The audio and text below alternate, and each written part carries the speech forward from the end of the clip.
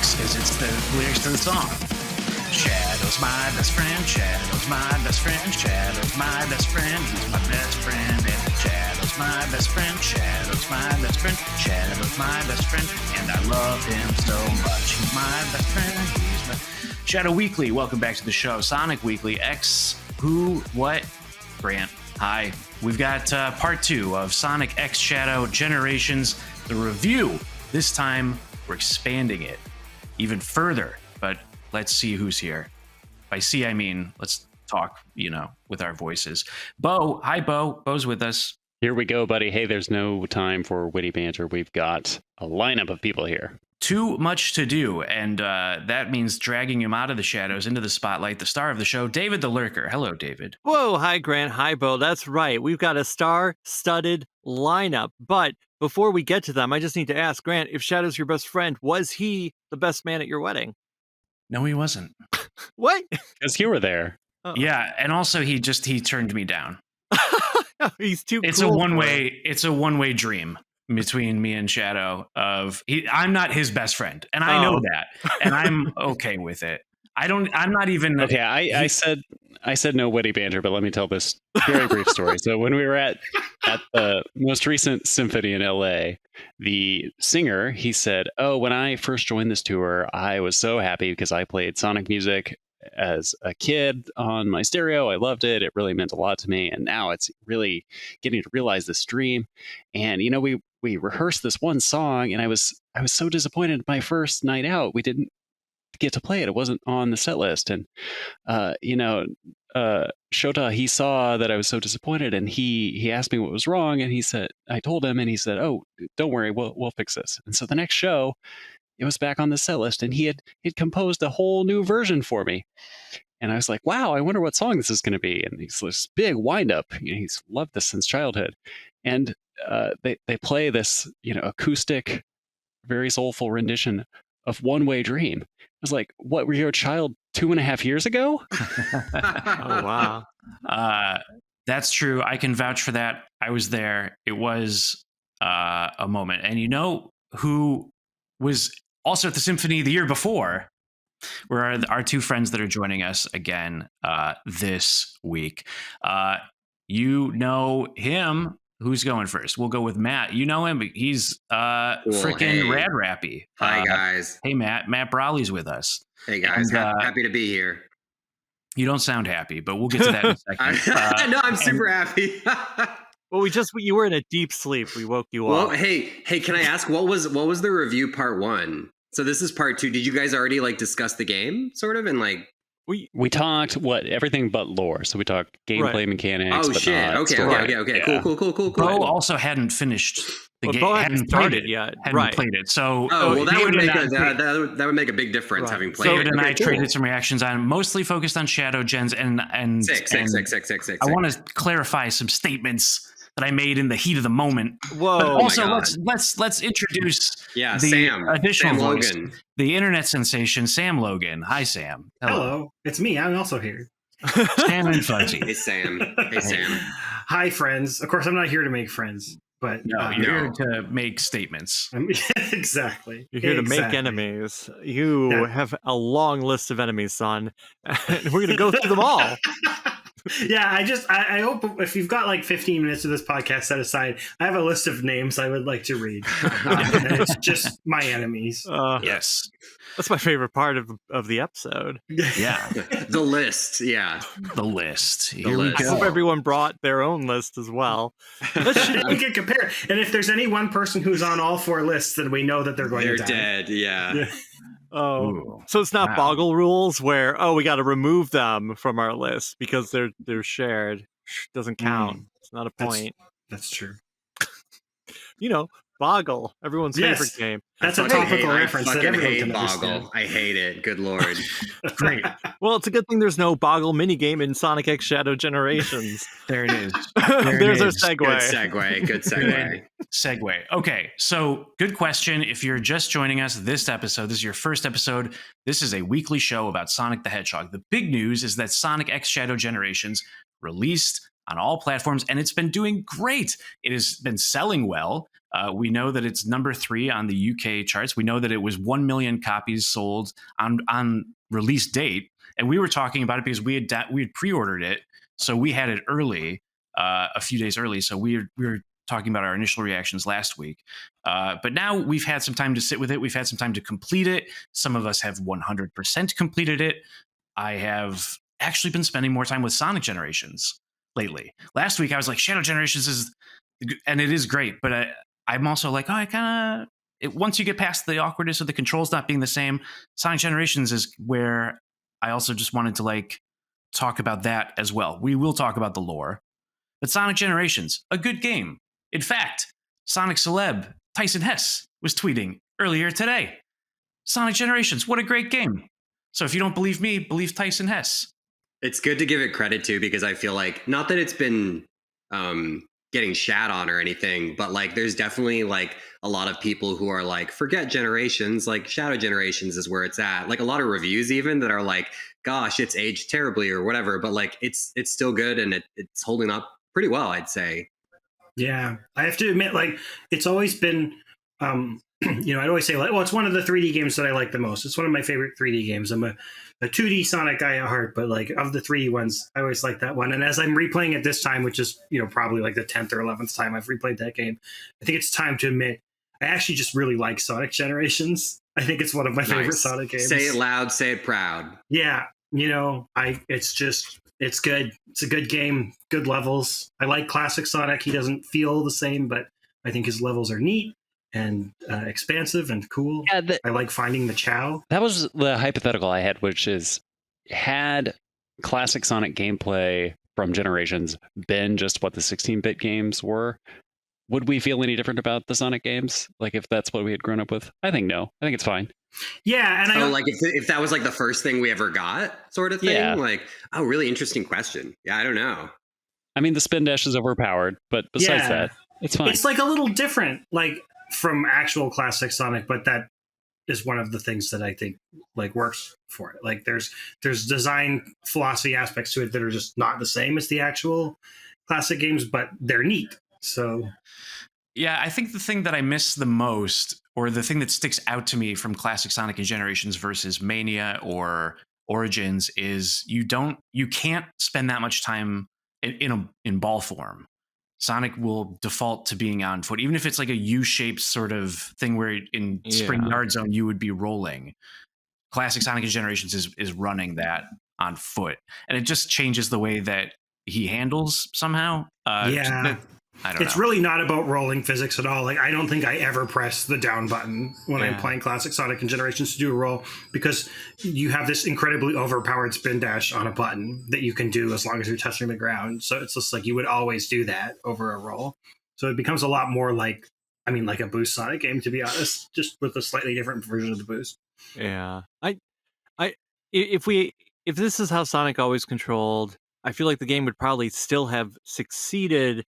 But yeah, there's definitely a couple things missing. I mean, even just the simple fact that you need to spin dash or hit a boost pad to go around a loop. Like in classic Sonic, I think part of it is just if you're far enough back, you can go through a loop. And if that wasn't in the original Sonic, if you always needed something to push you forward, maybe that would have been enough to be like, well, Mario's going to win this Christmas. So you know what? Yeah. But I mean, for what it is, especially when it came out in 2011, it was really nice.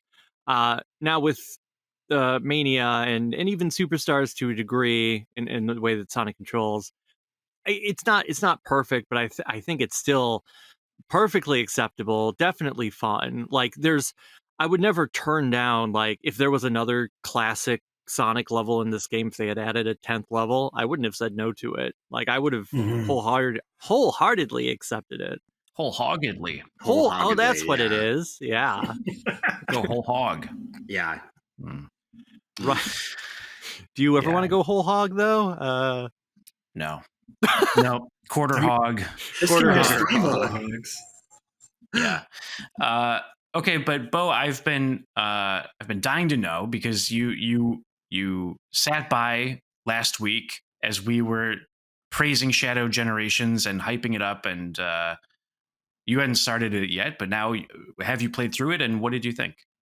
Yeah, the last time I was the audience surrogate for those people who had not pre-ordered. What's wrong with them? But there's a lot of them out there, I hear. No, Saturday afternoon, my older son and I, we dedicated the entire afternoon to playing it, and we finished it, and we had a great time. The kids and adults both like it. It's a game for all Sonic generations. Whoa! And we liked it a lot. Nice. Can you give us any because how old is your son, by the way? He is 6. Do you have any yeah. fun stray observations as you guys played, like stuff he yelled or stuff he really sparked to? Because that's fun to get such a young perspective on this. Yeah, based on sample size of 1, kids love the Doom Squid. I know it's called Morph in game, but we're calling it the Doom Squid. Doom Squid. Kids love squids. Doom Squid man. is the favorite. Just going around the hub world and the purple glop stuff. Doing the Doom Squid, making up narratives about the Doom Squid. Yeah, it's really, got a really kind of fun, Nickelodeon slime or gacked energy, right? Where it's it's gloopy, it's fun, it's purple, It can climb up the walls. Yeah. I can picture myself as a kid. As one of those kids who would always narrate. When they're doing a thing, I'd be playing a video game and I'd do the voices of the characters. You don't have to do that anymore. But I just be okay, I gotta get in squid form. Yeah, squid time or whatever. That would have been me. Squid time, right? That'd be my catchphase. Would you Squid also time. come up with lore? Would you also come up with lore? Or were you just now I'm doing the jump and now I'm doing the fight? Or would you construct its own backstory? Yeah, it would just be now I'm doing a double jump. This is because Black Doom, imbued me with a special anti-gravitational force that allowed me to jump in the air. I think also just the fact that in the squid form he says "reach" when he does the clone. That really adds to it. Wait, what? He does? Sometimes. Yeah, when you try to do the Spider-Man kind of. He says "reach" out loud. He goes, reach. "reach." Yeah. Oh man, I never once caught that. Yeah, me either. There's certain places where it's a lot easier to hear. I feel like in the hub world, it's a lot easier to hear. Yeah, it's in the hub world. Yeah, Yeah. in the actual game, you've got music and sounds, and you're too busy trying to go fast. In the hub world, you can take your time and reach. I love that though. That's very grounded. Like any of us trying to get the peanut butter off the top shelf or something. I feel like yelling "reach" will help. It will. Yeah. Bounce pad. Whoa!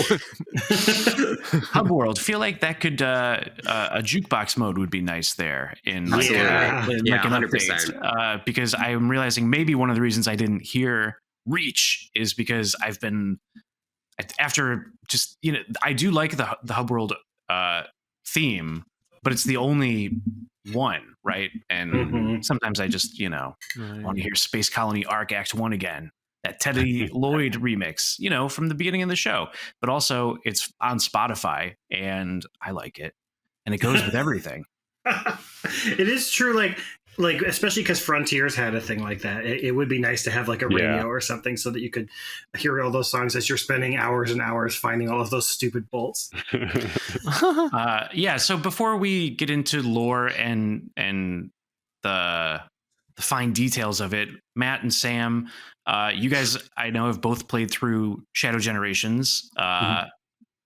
Feel free to give it a score. Feel free to put a number on it and stand by that forever. Crazy. Or, really waffle it. Really just be like, it did some good things, it did some bad things. Yeah. Do a little hedging. There's no more appropriate franchise for it. Hedgehog, right? I'll go first. So I have a really specific perspective on Shadow the character, where I see that he's had a resurgence now, and I understand sort of his popularity.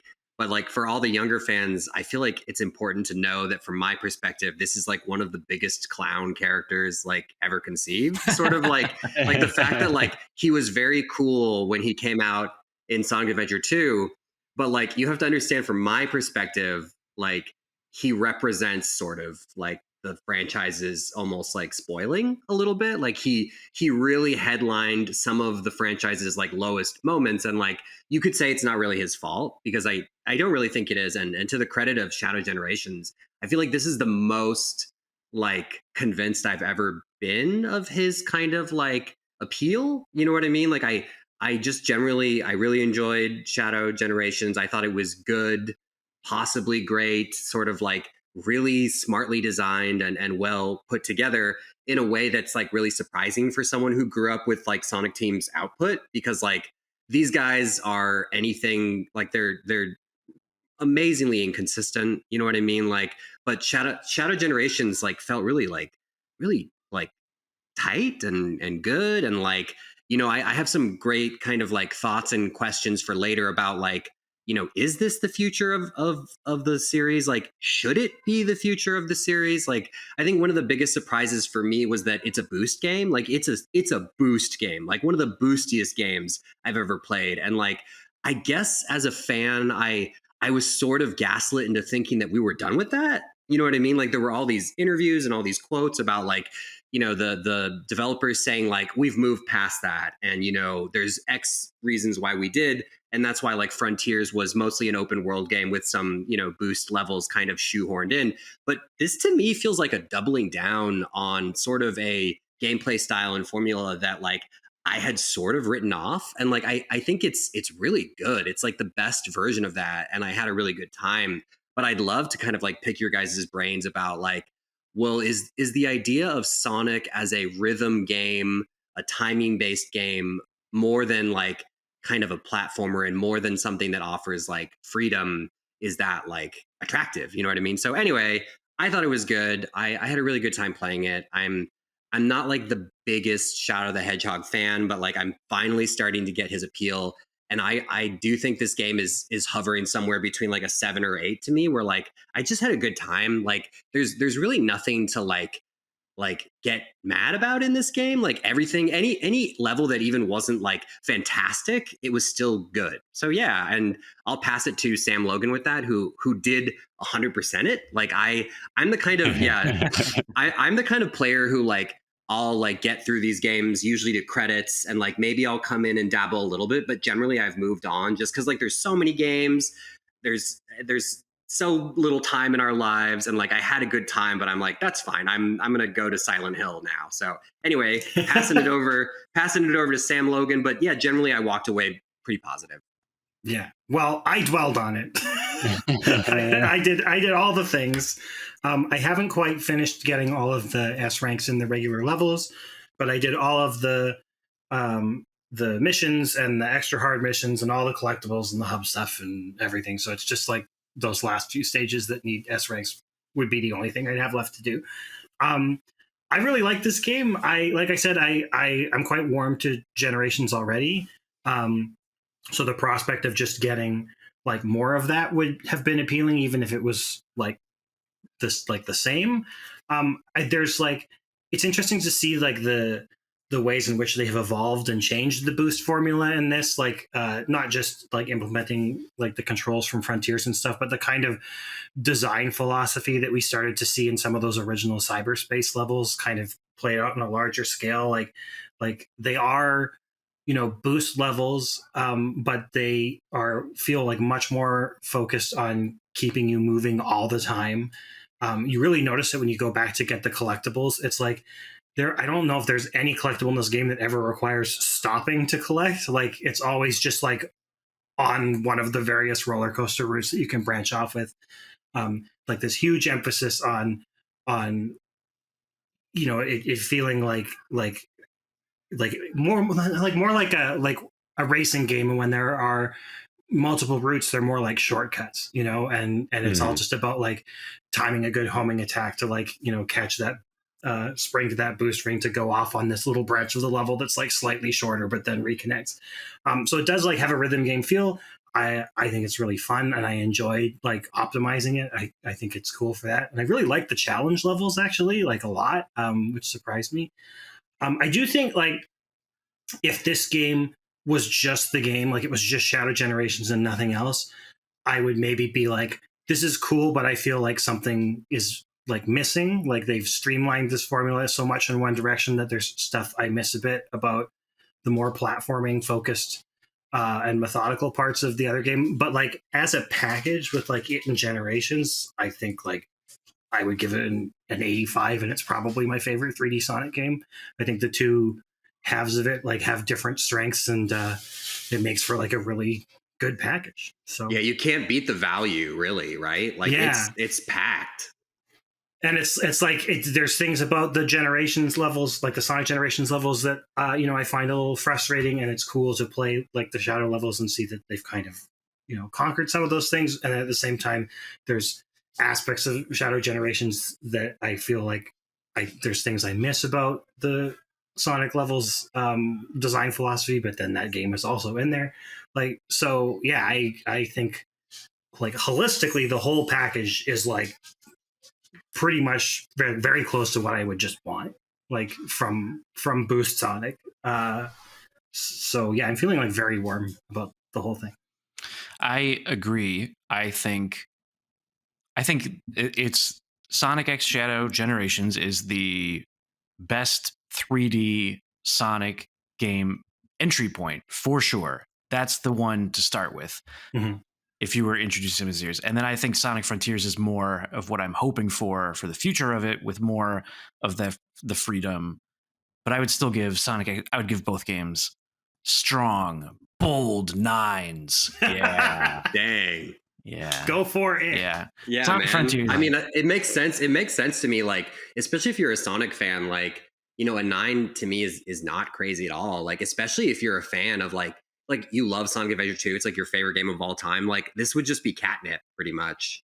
Yeah. The thing that I find like most like weird about the Shadow campaign is that like as much as I love it and as much as it like kind of like captures what I want from this kind of game, it is also like this incredible monument to all of my least favorite games in the franchise. Like Yes. Sonic Heroes and Shadow the Hedgehog and 06. Yeah, that's a weird feeling, right? Where you're like, Sonic Sonic Forces. Like these are all the ones that I don't Sonic like. 06 is one of the most represented games. yeah, it's a in the fantastic, franchise. fantastic level. Yeah, for sure. Yeah. Like, Two Sonic Kingdom 06 Valley. levels. There's one Sonic 3 and Knuckles level. Yeah, Yeah. it's crazy to me. And then even I would have said like, in addition to just not particularly liking those games for the game part of it, like I also tonally am not a huge fan of any of those games either.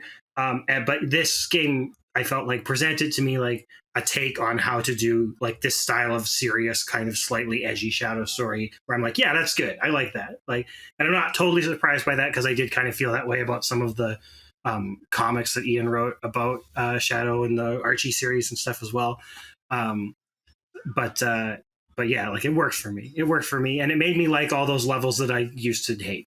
David, what about you? How have you? How's your week with this game been? How's this? It's been good. I feel like I haven't played it maybe as much as I'd like. I still have put in, according to Steam. Wow, what's the number? Tell me. 26.7 hours. Whoa. Wow. Which is still like, I feel like, even though, yeah, on the Shadow side, there's still a couple bolts I need to find, and there's still. But you've cleared the campaign. You've like I've finished. cleared the campaign. Oh, okay. Yeah. I was like, how are you not done with the game, brother? No, Like- I am done with it. What I'm saying is, like, Okay. I haven't 100%ed it. I haven't gotten every Yeah. S rank. I haven't gotten every bolt. There's like a handful, less than 5 bolts are still missing. And it's easy to also like Sonic Generations. Yeah. And I feel this way about Shadow too, is like very Mhm. replayable. So Yeah. it's not crazy to me to like, Right. Like, I think I'm right, like Matt, you mentioned, if you loved SA2, this is catnip, and there is that feeling of like, the difference between Adventure 1 and 2. Adventure feels more like, yeah, this is a platformer. You're gonna figure out how to get to the end. There's different ways to jump. Sonic Adventure 2, like when you're trying to get an A rank, it feels like a dance, and you got to hit every Yeah. 100%. what's the choreography? I know it. And so Boost just kind of takes that same philosophy, even if it's presented in a different gameplay Yeah. style. It's like a Guitar Hero level, kind of. You know what I mean? Like, yeah. Yeah, and I do enjoy it. I think that like the future of Sonic, I still want like whatever the cyberspace level is. Like it's nice to just have a few really good long boost levels, and then like and then just have like the hub world, the open zone, right? That's the terminology we are legally obligated to use. Like, if you have a game where it's like a few of those and they're a bit bigger, like each island's a bit bigger than what we got in Shadow, and because the Shadow hub world, it does feel like it was built from the ground up with all of these thoughts in mind, while something like Frontiers, there is the sense halfway through they went, we need to actually change it, but we've already made an island and we got to glue stuff on top of it. Exactly. Yeah, So the environment is so deliberate in the Shadow open world, whereas in Frontiers, it just sort of feels like they were given an island to put things on. right, and so it's like this feels like they learned from the learning pains, the learning curves of I don't even know what I'm saying. Right. So it's like Frontiers to Shadow Generations, they've grown, and so Shadow Generations to whatever's next, it does give the feeling. It's sort of that same sense of when they went from Colors to Generations, and everyone went, "Wow, Sonic Team's finally figured it out."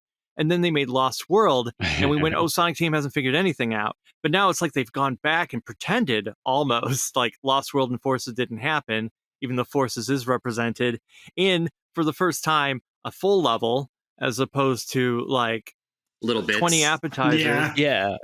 Well, as Matt said, this is one of the boostiest boost games. And it's super boosty. I think we missed that because even in Colors, where I feel like they were improving on the Unleashed format, it was just too little, like just little bite-sized bits of boost. Really and you didn't short, get much like of it. 30-second stages. Yeah. Yeah, and then Forces even more so, and Frontiers, they got the controls dialed in, but it's still just over by the time it gets going. Yeah, but you're back to doing it. There's so much here that they've really and it's crazy because there's this really funny, really angry review out there from Digital Trends where the guy is like, "This is the game we deserved after Generations. Why the hell didn't it get made in 2013?" And it's kind of a funny review because you're like, "Wow, man, you're really angry." But on the other hand, you sort of get it where you're like, "Oh my God, how did it take this long to get a really nice refined version of something everybody already sort of liked?" And I think that the dials they've turned have done wonders. They've extended the range of the homing attack. That's obvious. It can go a great distance. They've given reticules, homing attack reticules to almost everything.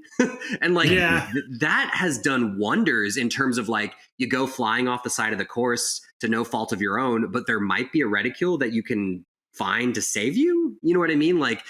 They've really eased out a lot of the frustration, I feel. Right. The Unleashed boost levels, I think, are genius, but they're so inaccessible. They're so hard to get going on. Yeah, they're very punishing. They're so Generations hard. Yeah. made them easier. It's more accessible in Generations. But I feel like Frontiers really made it so that a 6-year-old playing didn't die in the first 4 levels when we were playing. Well, and the elimination of lives. Right? Yep. That's a huge accessibility point that nobody misses that, right? Fucking forget it. We don't need that anymore. It's nice even in the base version of Generations because I've played that game a lot, but there's still there's certain shortcuts that are hard to do in that game that I struggle with, and often they're towards the beginning of the levels. And I can remember when I used to play it, sometimes if I was going in and I only had a couple of lives, it'd be like, well, I have a couple of shots at this on this run. And then if I don't, I'm just going to have to do the slow way or else I'm going to get a game over. Whereas now it's no, you can spend, 20 attempts trying to hit that stupid helicopter and speed highway or whatever. And just not have to worry about it. And that's nice. They know everybody is spamming the restart command, so you might as well not punish anyone for that. I also think that they've dialed in on some really fun gimmicks that and it's amazing as a Sonic fan that you've seen these things show up in other games, but you've never seen them actually be fun until now. The dash ring challenges, Grant, we were talking about that, where you have to stay airborne with the orange dash rings, looking for the next one to hit in a 2D space, and it actually works like a treat. Right, in Shadow Generations. It does. But you know what I've found too in replaying Sonic Generations is how many of those missions are great also. They're there too. I fixate too much on the one not good one, Yeah, which is yeah, the yeah. Vector one. Yeah. But the Can't stop thinking reality about is, Vector. when I think about the missions, I'm just like, oh, fucking Vector and his Yeah, yeah. stupid notes. Or like But kissing really, so many of robots them are with like Rouge. fun. Right. Yeah, I think Rouge the, is so horny. the biggest oh wait, they're horny problem- for Rouge. That's what yeah. it is. Okay, that one's weird too. Yes. the biggest problem I found with the missions in the original Sonic Generations, honestly, is just that they have those, like, there's one mission for each version of Sonic for every level that's just a harder version of the S rank. Right. Like, you know what I mean? And it's just like, it just feels like a padding Yeah, thing. yeah. I think, Sam, too, that like a lot of the Generations missions, and the reason why you're remembering the Vector one, Grant, is because like there is an emotional resonance to you partnering with the characters and doing a level that's like quite different from like a challenge that's like hit some dash rings. You're obviously Yeah. going to remember the mission that's like hang out with Knuckles. You know what I mean? And so like, but they really couldn't figure out like in a video game and game design, making you do something doesn't mean it's fun. Like just having to do something is not necessarily going to get like endorphins going and serotonin released. And like, for example, the mission in Sky Sanctuary and Generations where you just walk around with Knuckles and dig in spots, that sucks, man. Like Yeah. that's right, just filler. But like the reason why you put more weight on that is because like it's giving you something you think you want, which is to like pal around with Knuckles. So, but it's quite bad. Yeah. That stuff doesn't It's work. very bad. Yeah. Yeah. I loved all the missions in Shadow, honestly. There wasn't a single one that I They're didn't pretty have damn fun good. getting the S rank. Yeah. I think like my favorite one of those was like weirdly the one where it's like you get one ring and there's like a bunch of spike balls. Yeah. Yeah. I really think like that's a demonstration of how far we've come control wise, that you can actually have a mission like this and you're not like tearing your hair out. The hard mode version of that, like the hard challenge of that mode, is probably the hardest challenge in the game. And the whole time I was playing it, I was definitely just like, wow, I can't believe there's like enough finesse to these controls that this like is possible to do and not excruciating. It's such an incredible leap. So like, okay, so since we're all sort of, and I like that we're at this baseline of like, everyone likes this game. This is good. Like it's either an 8 to you, it's a 9 to you or whatever. We're in this nice ballpark. Nobody thinks this is bad. I do want to bring up something like almost philosophically about this game that like sort of bugs me, which is that like, you know, and I've seen a lot of chatter about like, this is the future. It's this, like, these are the perfect level designs. But I just kind of want to throw up a red flag in the sense that like, they're fun little obstacle courses, but like none of them feel like lived in locations. Like, I feel like they're all like suspended highways over nothing. There's no memorable architecture. You don't really feel like you're ever in a space where people live. Like I feel like that side of the boost games is really unattractive to me. Like I think it's fun to be like homing attack, boost, stomp, homing attack, boost, stomp, stomp, stomp, stomp. But like I'm also like, is this it?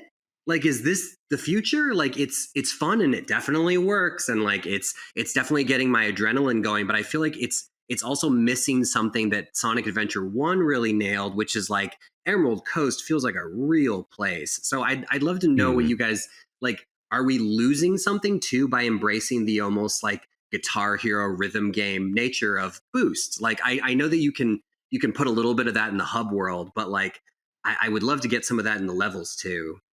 Yeah, I would also really like that. And that is one of the things that I do prefer about Sonic Generations to Shadow Generations.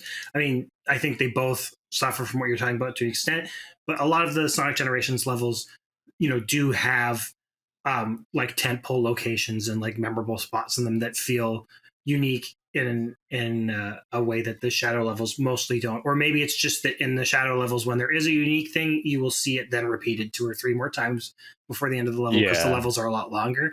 I was replaying Sky Sanctuary, and you know, like there's certain locations in that level that are so visually distinct that like, you know, you remember them and they like form that kind of like mental map in your mind of the level when you're like thinking of what's there. Or like, you know, like the clock tower in Spagonia, like that kind of stuff. That was the one I was going to say. Yeah.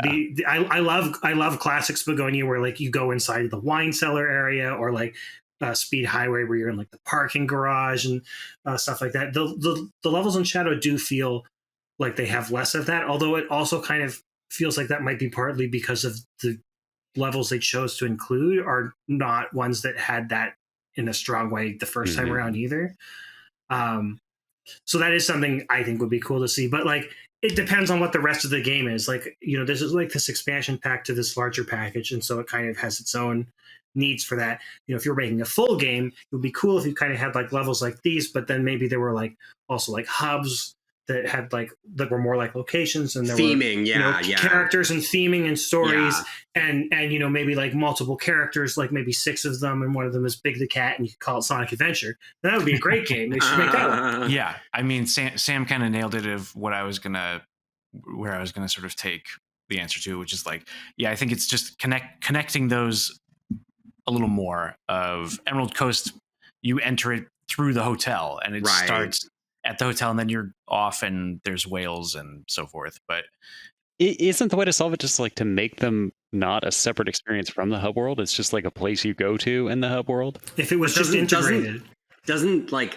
I think that is the solution. Yeah. I think that really is the honest to God solution. And I feel like they're dipping a toe in it, because like there are certain sections, like you guys didn't. I actually don't love this part, so maybe it's not a great example. But like when you unlock the squid powers and they make you go into the castle to like do squid stuff, and like so it's not like the most fun, but like it is intriguing how it's baked into the actual level, right? Like that's cool. Yeah, I think like if it was, I get the impression like that maybe part of why Sonic Frontiers was structured the way that it was about like scope and resource management, where it's like we want to have these cyberspace levels for variety, but it's clearly like as a means of scoping the project, we're going to like reuse layouts from other games. We're going to make them these separate things that you access through portals, which means that their development can be like entirely contained and using this handful of assets and plug and play. Like we'll get those levels and we'll just put them into the spots that we've left for them, and they don't have to like connect in any harmonious way.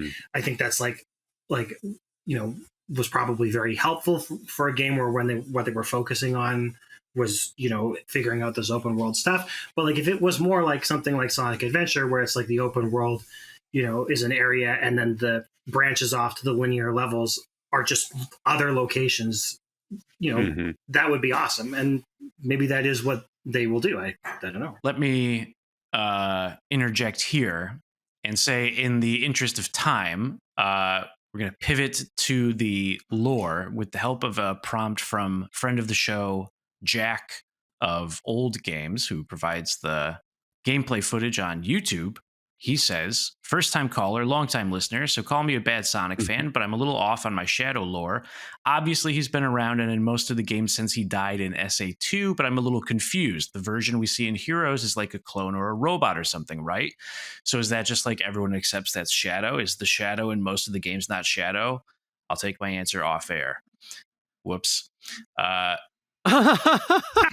Great prompt. Yes. No, I mean, if you don't know who Shadow the Hedgehog is, instead of saying, "Hey, do you want to play Sonic Adventure 2?" you could just hand them this thing, and they'll figure it out. I mean, there's a whole thing at the beginning that you can watch that just explains his life story in a big thing from beginning to end. That is true. And I think each game that he's in gets a little summary that you can collect in the hub world. Do they explain this particular question though about the robots and stuff in Shadow Generations? I think so. Do they? Because this is like a weird one. Well, so in the little like narrative cutscene they have that you can choose to watch with the pictures where it just describes Shadow's story, they just straight up don't mention Sonic Heroes at all. They skip that part. I was gonna say, but that's because nothing happens to Shadow in Sonic Heroes. Like it's so jarring to go back. It's like, yes, he is there and he has amnesia, but it's like so narratively unsatisfying. Like nobody really cares to or reacts to the fact that he's alive in any significant way. He has barely any dialogue. He doesn't really react to much of anything either. Well, it's just Shadow's here. He has amnesia. And at the end of the game, we see that there are clones, and that's all the information. But isn't there an insane scene where he like peers at a body of a Shadow clone and it's a robot? Like there's a weird bit. And he looks at it and he says nothing, and no one else says anything either, and it is not commented on at all. But he doesn't like cut his own flesh open and be like, I'm not like them. You know what I mean? Like there's no It is completely unclear what, if anything, he is even thinking about it. And the whole game is also very unclear how much amnesia he actually has, because he claims to have total amnesia, but then he also kind of starts palling around with Rouge like he's remembered everything by the end. But there's no, like, there's just nothing. There's nothing. They give you nothing. I think the answer there is probably that Sonic Team wasn't committing yet, and so they were kind of, I think they were being coy about what they were showing us, and like, because Shadow 2005 hadn't come out yet and probably had not been written, I think they were just leaving, kind of like Lost Riders a little bit. They were kind of leaving the paths open a bit, and then it's only later that they commit to he's organic, he's not a robot, don't worry about it. This is also the original Shadow that died, right? It is him. Yeah, it is him. And it's like Iizuka like is the credited writer on the Shadow game. It's the only game where he's credited as writer, and as far as I know, he's the only writer on that game.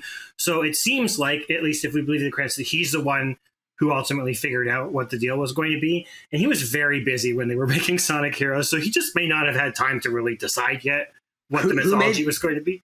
Who made the robots, though? Eggman. Why? Well, he finds Shadow. So this is all the fun lore that you could learn if you played the Shadow the Hedgehog game. Eggman recovers Shadow after the end of Sonic Adventure 2, and he puts him in a big tank and makes robot clones of him. Right. He recovers his uncle and puts him into 2, right? Because Shadow is his uncle. Well, don't confuse folks further. And so, like, in the Shadow game, the whole gimmick, right, is like there's 10 endings, and depending on what one you take, Shadow reaches a different false conclusion about what he's supposed to be doing. They're all wrong, but he thinks they're all right at the time. And so one of them is he decides he is an android, and that's the ending. Shadow's like, yes, I am an android, but he's wrong. So it's very funny, but he thinks he determines that he's an android, and he decides he's going to like lead all the androids or whatever. And then another ending, he's just like, it's right, I am a copy. I'm just a useless piece of junk. I should never have been made or whatever. Like, there's all these different things, but the true actual answer at the end of the game is he's the real Shadow. He was always the real Shadow. Eggman recovered him and messed around with him, but he was the real guy. And it's very vague whether Shadow actually gets his memories back in that game, or if he is just informed of what happened. And right. So the game actually, the reader question though is a good one, and the answer is just that that was a very confusing plot point that I don't think anyone really understood. Like, I think everyone's just sort of moved on. But it is valuable to note, Shadow the Hedgehog 2005 does have a non-canon ending where he accepts being an android. So there you go. Yes, but if you complete the game properly, you learn the truth, and you should, because it's your duty.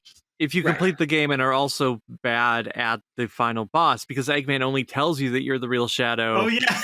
If you spend like 6-7 minutes fighting the final boss. So if you're really good at it, you don't learn the answer. You have to be bad at the game after beating it 10 times over. Heroes is just unhinged though. Like, there's a Metal Sonic line in the fight where he says like, I'm the real Sonic, like you're the fake, and it's just like this weird, like, everyone just ignores it. You know what I mean? Like, that's kind of still the take with Metal Sonic though. If in like the IDW comics, I mean, he doesn't talk except when he's Neo Metal Sonic, but when he is Neo Metal Sonic, he kind of goes back to that. And when he's regular Metal Sonic, they do things to suggest that he kind of is in denial about being a robot. Oh, interesting. And I mean, because there's the whole metal virus thing where they have the virus that turns people into robots, and he dips his hand in it to see what will happen, and he seems like disappointed. He didn't get to turn into a robot. He wanted to turn into a bigger robot. Yeah, I think Heroes especially was sort of an explosion of like cool what ifs, and then they don't really follow them. Right. Well, right. And also, I mean, in Shadow Generations, when you fight Metal Overlord, he does kind of fall into that same trap where he's like, oh, well, Shadow, I'm also the ultimate life form as well. So ha ha ha. Which I guess is playing on the fact that at the end of SA2, Shadow's like, wait, Sonic, I think you might be the ultimate life form. Yeah. And the Metal Sonic is like, well, I'm the real Sonic, so I'm also the real ultimate life form. Fuck you. So he has Shadow's DNA though. Yeah, everybody's pointed out another really clever thing about Shadow Generations is like all the bosses are thematically tied to Shadow, like even loosely. It's pretty it's pretty great in that way. Like there is a lot about it that's really clever like that. Yeah, they're all like other versions of the ultimate life form, or attempts at the ultimate life form, or copies of the ultimate life form. Yeah, my problem though is that like your mileage will just vary on whether you give a shit. You know what I mean? Like it's one of those things where like I'm playing this game and I'm like, that's really neat. I do not care. You know what I mean? Like it's really cool, but I'm just not the demo. It's funny though how Shadow as a character is like that too, and like the fight with Mephiles. He's like, I don't know who you are. I don't. Yeah, It's so funny. Very Thanos, right? Where he's like, I don't even know who you. It's pretty good. Yeah, that was the one where Modern Bo said like, "Who is that?" and just decided to call him Metal Shadow. Yeah. It's very funny that Shadow's like, I don't know who you are, but like, whatever, I'm just going to kill you. And he seems to have like no emotional reaction to the fact that it looks like him. Like, it's just like, whatever. This happens to me all the time. Yeah. I actually find myself a little critical of the character Black Doom when you compare him to how kind of like, campy Metal Overlord Mephiles are. Like, I feel like Black Doom is a bit flat as a villain, where he's like, oh, Shadow, like I have so much planned for you. But then like he goes out kind of with like a weird whimper where I'm like, did you not think for a second that like what was the backup plan here, Black Doom? You know what I mean? Well, I guess he was sort of he was flying by the seat of his pants, because whatever his plan was. No, he doesn't have any pants, David. No pants. Oh, right. He was flying by the seat of his long flowing robe. Yeah, his hipster scarf. Yeah, his hipster scarf. Oh, it's such a good scarf. But because he's like, he's hiding in the Ark, slowly regrowing. Yes, regrowing himself. And then this time eater thing just falls in his lap, and he's like, okay. And like he doesn't. So it feels like he doesn't really have a real plan, because he's got a great plan. Here's the plan.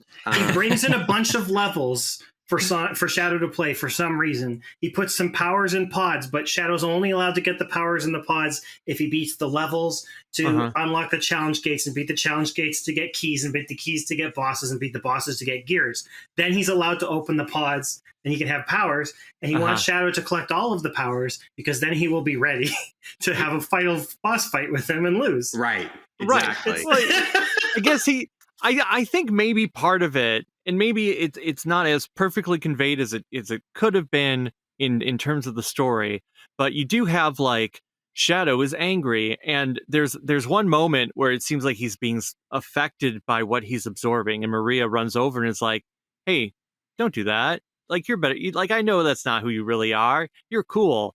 And he's like, "Oh yeah, I guess I am cool." And so then before the final boss, he tells Maria that he's let go of all the anger and hatred, which I guess also slightly ties into the setup at the end of the animation, where they're like, "Hey, only one person could ever talk down Shadow, and she's dead." Oh, but she's not dead here. So Problem solved. Right. So I guess there is like, if Shadow is becoming more and more the perfect Black Arms specimen, like the most perfect Black Arms creation, Black Doom is meant to then have access to him. Maybe like, I can fully control you. I'll just become you. He says that. He says like, either you'll be my perfect soldier, or if you disobey me, I'll take over your body. Right. And so Gerald says that too. They say it like twice. Like Gerald says, Gerald also says he's either going to take you over or be like, or become, or become you. Yeah. Right. So I guess the only reason, down, Gerald, you don't need to sound so excited about it. Right. So making him stronger, I guess, is just, you becoming more and more me. But Maria, because she's there, Shadow's able to go, I'm just me. And I'm super down. I'm down for all that stuff. I just feel like all that's left after that, as you're going into this like big conclusion, is Black Doom going like, you know what I mean? Like there's really nothing left for him. It's very funny to me, because like there's so much about the structure of this story that if it was in another piece of media, I feel like it would be Black Doom is tempting Shadow with these powers that are making him more powerful and violent and strong, but also potentially enslaving him. And in another story, it might be like, so Shadow should reject those powers and maintain his free will. like reject Black Doom and be strong without and be strong for Maria. But not in this game. In this game, Shadow's like, no, I will take over the powers, but then I will just use them to kill you. So it's just like they have the same plan. Black Doom and Shadow have the same plan. The only question is whose will is stronger. Right. And I think that's very funny. Like it's not what you would do in a Sonic story. Yeah. I think it just the end result is Black Doom is just kind of a clown a little bit. Like it's totally fine, and it works like super great, I think, for what we have, which is just not a lot of space. But like, if I was reading a comic book of this, Sam, I'd be like, well, this sucks. You know what I mean? Like at the end when like Black Doom is like, oh shit, like, okay, well, like it just there's I wish he had a little bit more of a contingency, I guess. Like, okay, fine. Shadow has rejected me. That's okay, because why? You know what I mean? It's like confusing because this is one thing I wanted to ask you guys about.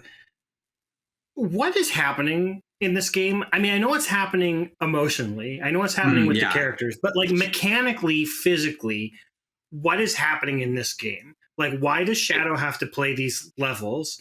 Why are the powers in pods? Why is Black Doom in a big egg? Why does getting the things by beating up the eyeball open the big egg? So Black Doom has created this obstacle, this little contained obstacle course for Shadow to basically like, get him swole. Like that's the entire. So it's just a series of tests to beef him up into his ultimate. It's all just a big like training bench to Shadow. Yes, but like weirdly, like he can leave because he sees Sonic and they have a little like fight. Right. But I do think emotionally, I mean, again, I think what's so great about this game and its story is just how vague it is. So like. You could argue that like Black Doom doesn't actually need to imprison Shadow because the idea like Maria's there, so he's gonna stay around. You know what I mean? He's seeing Black Doom and he wants to beat him up, so he's like happy to do it. So I do think you can just explain everything and say this is all part of Black Doom's kind of crappy master plan. It's just all part of his thing. Sorry, Grant, go ahead. I'm glad you said Maria. Because I think Maria is the reason for everything is the expansion of the Maria and Gerald backstory and storyline and solving that, and then the ending. So Gerald's journal, just the Maria and Gerald of it all. How did you guys feel about that storyline? Because that seemed to be like the whole point of all of it. I liked it well enough, but it felt very safe to me. Like, okay, we're gonna see Maria. We're gonna have this vision of, oh, what if I could stay here in white space forever? But no, that won't last. And like, you kind of have to do that. I was maybe very slightly disappointed that they didn't like maybe save Maria. Like, no, I can change time. Right. No, I can blow a hole into the white space and take her out with me. Yeah, I thought for sure before this game came out, we didn't know. I thought for sure the plot was going to be that Shadow would be doing everything to try and save Maria, but in the end, he would have to accept that he needs to do this other thing instead, and that for the greater good, he cannot save Maria. And that's actually not really a thing in the game. No, the game deeply implies that he doesn't even think about it until like it's all starting to fade away. He's like, wait, I'll do something. And then you won't have to die. And you're like, wait, isn't that the story? Like, if everything was constructed by Black Doom to test Shadow, why did he put Maria and Gerald there? I think they were just caught up in the white space. I think it was not his intention. Yeah. They fell off the arc. Yeah. That was a time eater thing. You are right. If I were Black Doom, I would have tried to imprison those two right away. Like just been like, whoa, we got to keep them. And that could have been, the thing is too, they're just doing the best they can with the very meager set pieces and space that they've got. Yeah, it's like, it's got to be a story that makes sense to tell in the confines of the structure of a Sonic Generations white space hub. So like, Yeah, but if I'm Black Doom, I definitely would imprison Maria. Like I would never let them speak. Like, cause like she's the one thing that can ruin literally all his plans. There's no way. But you could argue, like, if I'm Ian Flynn, I'm like, well, he's not powerful enough. He's like coming into his power and he just doesn't have the juice or the ridge. I mean, he's locked up in a big egg. Right. He's got a hatch. He's just hanging out in there. It's a big He's chow got a egg. hatch. He's locked up in a big egg, so he can't come out and do anything. But he can construct a giant obstacle course for Shadow to. It's all perception, though, right? Yeah, like yeah. none of that's really happening. This is all in Shadow's Actually, mind. Black Doom's only attack is like, I'm just gonna hit you with Radical Highway like as many times as I can. Like, He just loves Radical Highway, man. He does love radical. I feel like maybe if they had a bit more time and a bit more money, each time Black Doom does his thing, it would be a different Shadow level. Like you could have done like, oh, you're in Kingdom Valley, but then he turns it into White Acropolis, or White Acropolis, or he turns it into Aquatic Base, or when you're running through, something else. So it turns into Circus Park. I don't know. I'm trying to think of any level from it Shadow. could have turned into surreal versions of the levels you were actually in. Right. Yeah, they could have each been unique to the level as opposed to it's all Radical Highway. And even then, if they were all Radical Highway, I mean, you still have Radical Highway at the end. I guess maybe one of them could have not been. Right. I was talking to some other people. I was like, oh, why didn't it end on the Doom, on the Black Comet? Like, that's where he hangs out. And it's like, well, that does make sense. Like, that makes sense from Black Doom's point of view, from a story point of view. Yeah. But Radical Highway, that's the most iconic Shadow location of all. That's so why. that makes sense That's why. for us. That makes sense for the developers. But I guess from a story perspective, it might make a little more sense to be anything else that actually involves Black Doom. But it's still fun and it still looks cool. Yeah, when you it's accept all- it. You accept in it. that game. Yeah. It's like- Gerald's it's journal. awesome. The Sam. journal. Sam, Gerald's journal. Go. Sam Gerald Journal. It's awesome. I loved it. I was expecting to hate it, or not to hate it. I was nervous about it because I thought it would try and over-explain too many things. I thought they would make like connections, like you know the kind of stuff that I don't like, Grant. I thought they were going to say like the mural is why Shadow is a hedgehog and that kind of thing. Like, and I don't like that stuff. It's too tidy. But what I actually turned out was that it was. I mean, it did have some housekeeping, but it was mostly just like a really nice character piece about Gerald. I think it really fleshed him out. I loved all the Eggman family stuff, which clearly is set up for something that they're doing next, like the fact that Maria has a sister who is presumably still alive. Do you call a family of eggs a carton? You know what I mean? Like what? It was just even like just the stuff like reading the parts where he's talking about like how Maria's family are annoyed and it's causing a rift between his sons, and he wishes his sons wouldn't be fighting about him. And just that one sentence and like the evocativeness of like, well, maybe this rift was formed in the family because one of the brothers was very frustrated with Gerald because of what was happening to his daughter, but the other brother was like more defensive, and that is the brother that we know as Eggman's father. We know Eggman grew up admiring his grandfather. I just thought that was all like very clever and evocative and not over explained. It was just like a little hint of something really interesting, and I thought that was awesome. So A+. I will say it pulls you out when like a character like Maria has 6 lines in the entire game, and one of them is, I wonder how my sister is doing. And this is like a character who you have no emotional stakes in. It's just like at that point I'm like, okay, you just wanted her to solidify this fact. Yeah, a lot of the things that she says are either to like everything she says is either to make Shadow feel bad unintentionally, to hint at some piece of lore that's also written somewhere else, or to mention a thing that got cut from the animated cartoons that they put out. All right. And also to confirm that she's been to Spagonia. She's been there. Yes. She ate the pasta. She's had Spagonia and meatballs there, right? She was like, the food was so good. My favorite Maria line doesn't actually fit neatly into those categories. It's the one where she's just like, I like how your spikes go whoosh. Oh. That's just like a nice cute. little bit of, That's how he knows he's the coolest, because Maria told him, hey, you're the coolest. No, it's me. I am the coolest. You're right, Maria. You're right. That's Screw the you, origin. Sonic. It would be funny. It would be funny if she kept asking, like, so what kind of shoes do I wear in the future? Like, just more to like, get to the idea that like she doesn't know she's dead. kid. Yeah. So do I have a boyfriend? Like, tell me, Shadow. Like, what's the haps on 20-year-old? Like, or well, I guess it would be like 50-year-old Maria, right? Like 60. What I would have liked is, okay, let's say she fades away and then Shadow actually like turns toward the dark side. Like instead of no, he's just another one of the good guys. Like, no, this is what breaks him. Like he had this taste That's of sick as hell. her again. That's metal. Yeah. as I wanted fuck. empathy. But maybe they'll do that because we don't like they fade away and Shadow runs off and is sad and we don't really know. Like he tells her before she goes away, like I've let go of my anger. I'm going to still fight, but I'm not going to be controlled by anger anymore. She's like, that's great, Shadow. And then he goes and has that fight, and then he comes back and she disappears, and he does kind of seem surprised by that, like he thought he was going to be able to do something about it, and it's devastating, and he runs away crying, and then like. So is he going to throw away his anger, or is he just going to come back like more pissed than ever? I feel like the game really implies that he is going to take her light with him, like in the future. Like, I think maybe, but like I don't think this game is a springboard for villainy. To me, it feels like if anything, it's a nice resolution for like he's not going to forget Maria. He's going to take her light.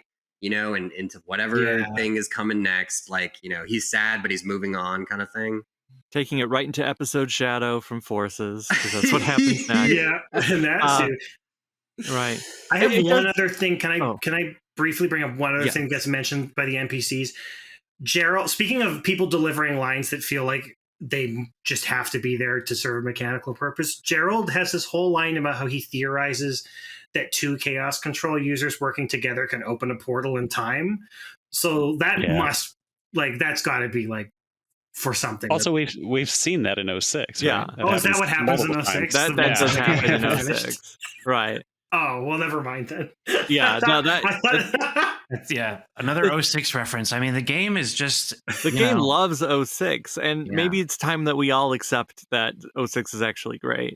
Like, over my dead body. The two chaos control users has to like lock arms, like they're so does arm wrestling. Shadow do that with Sonic or Silver? And Silver. With Silver, Yeah. okay. They travel back to see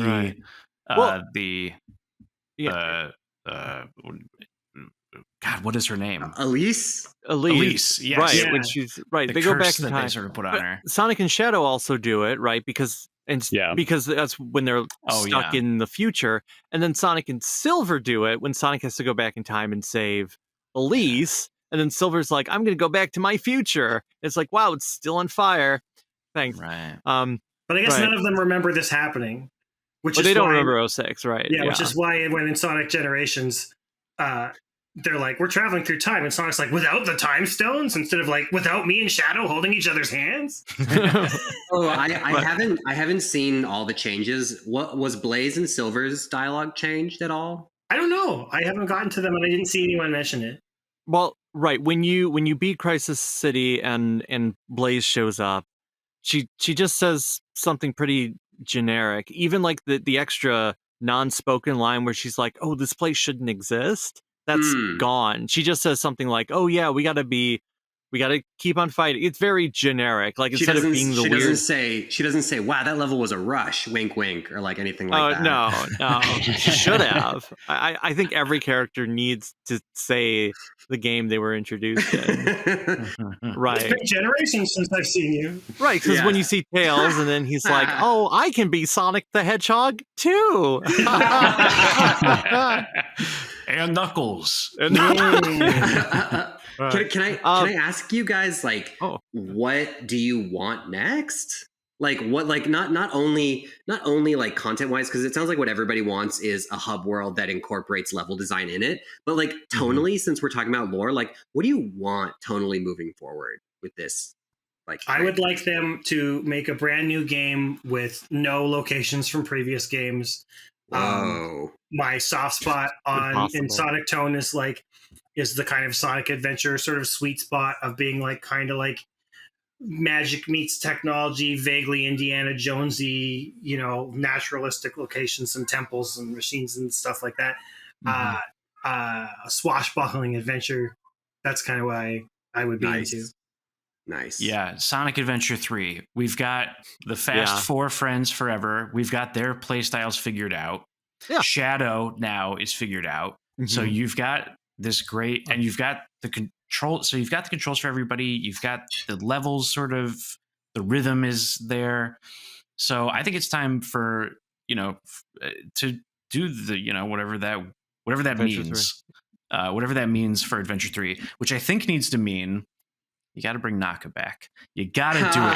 You got to go get Naka back. Enoshima, and bring the whole team Yasuhara. back together. Bring the whole Yasuhara, Chow Garden, you know. They can recreate the scene with Gerald sitting in the cell with Naka. Like, that's how the game's gonna Oh my start. god! Yeah, we gotta have that, dude. We gotta have that heist movie sequence where like they're like, we gotta get Naka, and like it's like he's like ripped, and he's like, you know what I mean? But and he's like, so you need me, eh? You know what I mean? Like, One Throws last down a job. cigarette.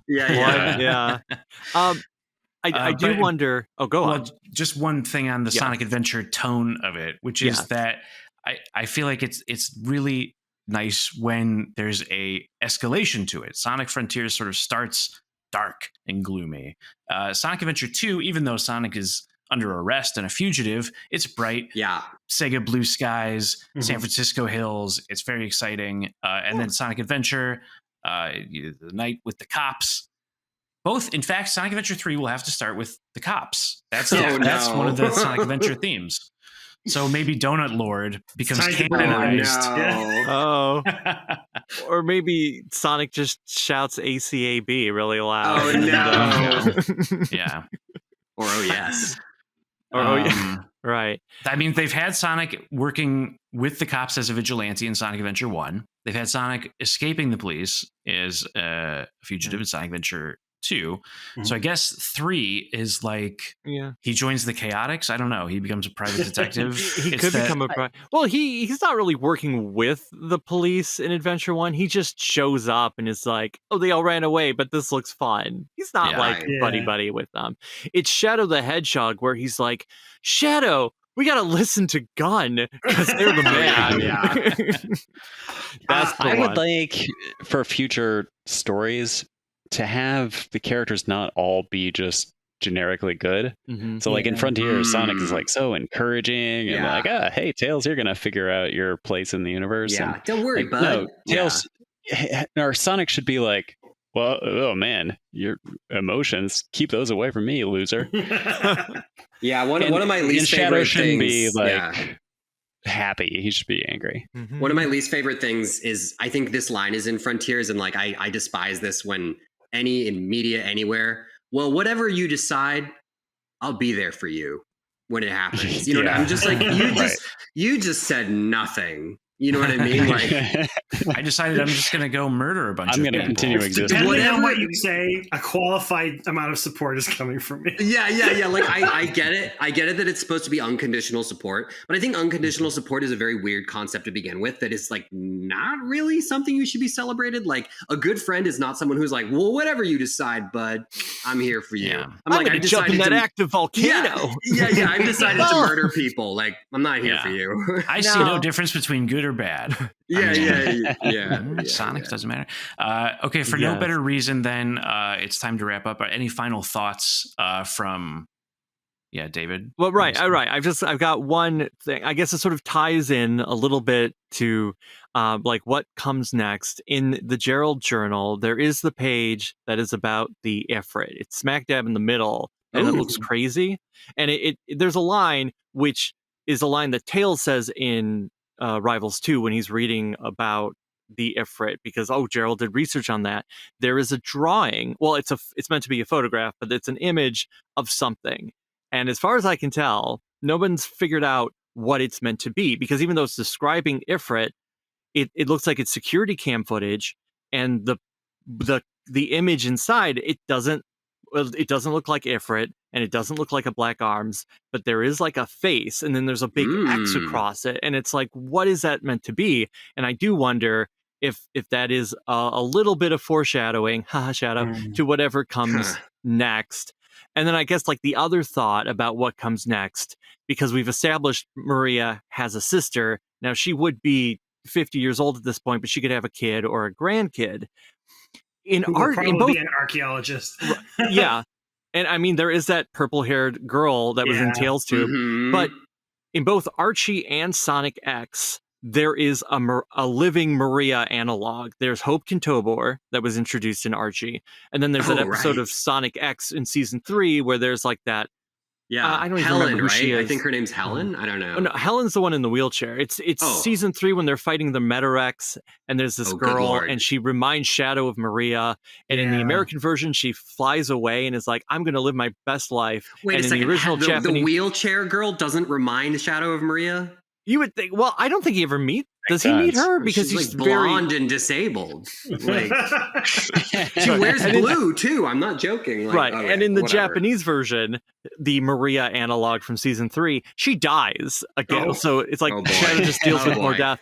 Here we go. So I'm again. wondering, since now we know there is a continuation of the Maria side of the family, is Shadow, are we going to meet a new Maria analog? And Shadow's going to have to deal with the fact that here's this girl who's alive that reminds him of Maria, but isn't Maria. Oh, Are they man, going to play with that? That'd be great if she was the villain, man. Oh, You know what I mean? have I have big hopes, like with the various things they have going. If they do like a direct sequel to Frontiers, and the premise is just like, well, we've established the surviving ancients left to go look for the Master Emerald, and eventually they got there, whatever. It would be very easy to have a setup where we're going to a different location on Earth where the ancients also had a civilization, but maybe this one could be less ruined. Maybe there could still be some kind of population living there if they wanted to expand to having small towns, but maybe also it could be a site of interest to an archaeologist.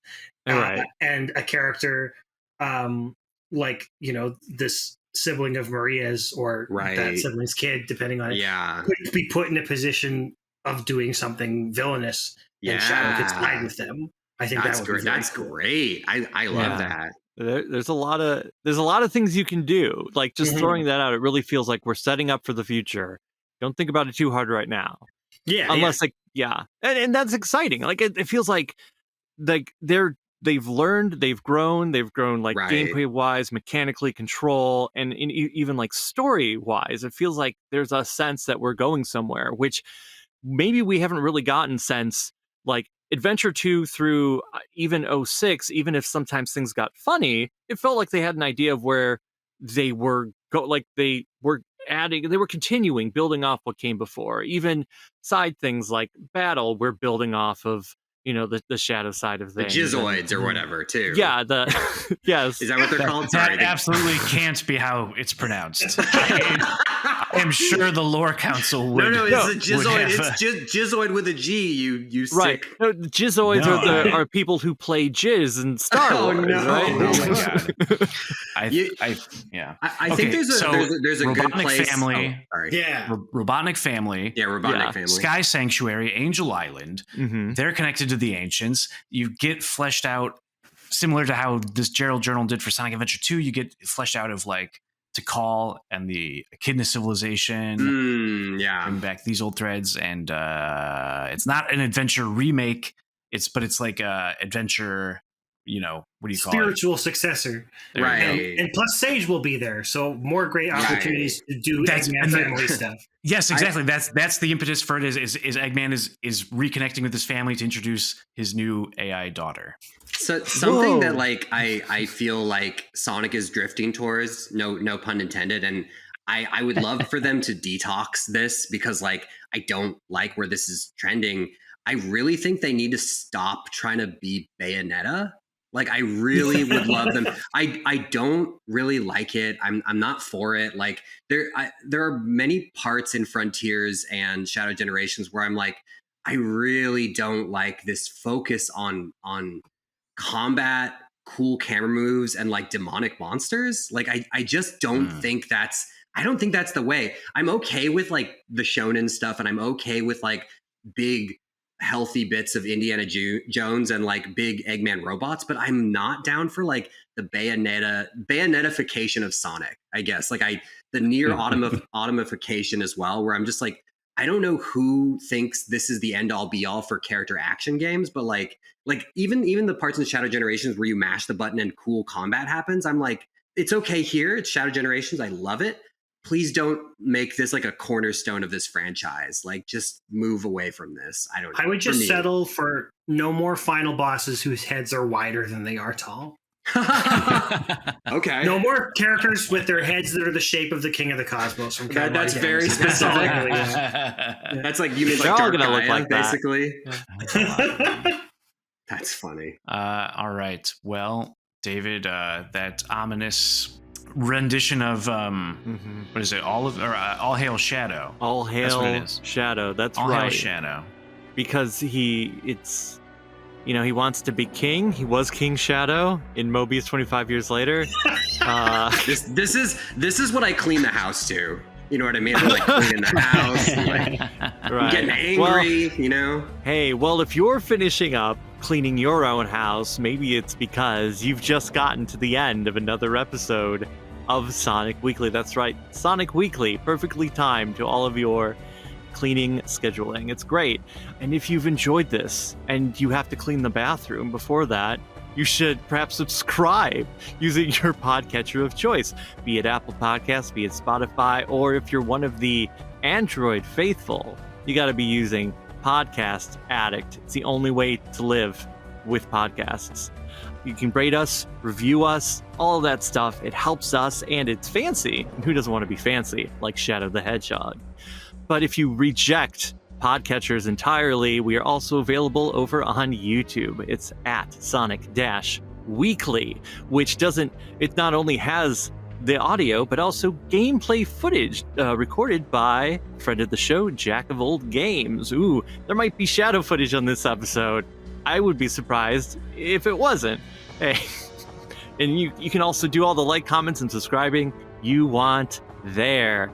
Yes. Hey, if you want to reach the show, you can always do that by sending us an email at sonicweeklypodcast@gmail.com. Drop us a line. We do have a mailbag section we do every once in a while. We want to hear what you think about Shadow Generations. Hear what you think about our opinions. Hear what you think about your own opinions. Let's get some opinions. And hey, if you want more opinions, more conversation, there's always fun going on in our Discord server. Send an email. Ask for the link, you'll get it, and you'll be talking to some like-minded Sonic the Hedgehog fans where it's not just Sonic, it's mostly Sonic. It would be weird if we didn't talk about Sonic there. And if you want to help the show out a little bit more, like if you want to help out monetarily wise, we do have a Ko-fi. It's just Sonic Weekly. That's what we are over there. You know, you can throw in a one-time tip, or you can subscribe. I think it's $5 a month to become an executive producer, just like Pig Dan, Pabsy, Sonic-Who, Saving Throws, and Cal Belgarian. It's Cal. Hey, and if you subscribe, you'll get some extra goodies, including stuff made by wife of the Grant Ashland. Is some stickers, and there's the drawings, and whatever else we feel like throwing in there. It just helps cover the cost of hosting and production. We appreciate it. Thank you. Hey, we've got to thank Smoovies for editing the show, putting it all together, making it sound as smooth as Shadow, as cool as Shadow, because he is the coolest. Thanks once again, to our star-studded round table, of course, Matt and Sam. Thank you for being here and sharing your thoughts. Thanks for having us. Happy to be here. Yeah! Whoa! You want to check them out? There's, of course, links to all sorts of things in the description. Read it. That's why it's there. Hey, we'll be back next week. And before that, of course, I got to thank Bo and Grant for being here. For the three of us coming together to do some Sonic talking, but not Sonic Talk, because Sonic Talk is a different podcast. That's not what we are. We're Sonic Weekly, because we're weak. Wait, no, I am not weak. Wait. Gosh, I'm getting confused. Hey, Bo and Grant, thanks. You're welcome.